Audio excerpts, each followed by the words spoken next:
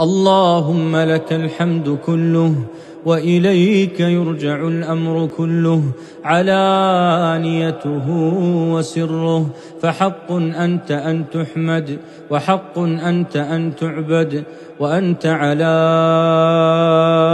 كل شيء قدير. اللهم إنك قلت وقولك الحق، إن الله يدافع عن الذين آمنوا.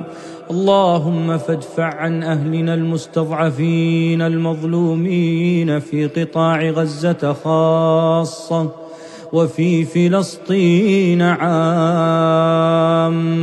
ما أصابهم وما أهمهم وما أقلق أمنهم وسكينتهم من كيد الظالمين.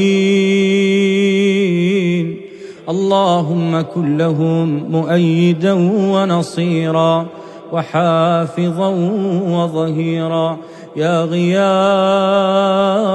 المستغيثين، يا أمان الخائفين، يا ناصر المظلومين.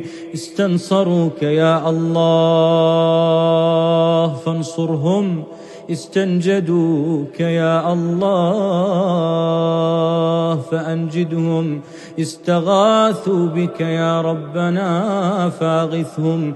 اللهم إن هذا حالهم ظاهر بين يديك، وهذا أمرهم لا يخفى عليك،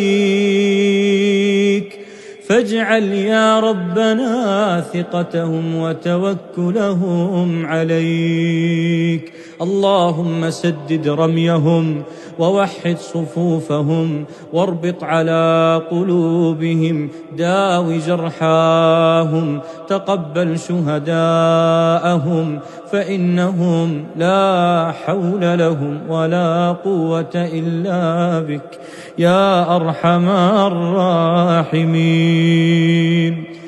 ربنا لا تؤاخذنا بذنوبنا ولا بتقصيرنا، وآخر دعوانا أن الحمد لله رب العالمين.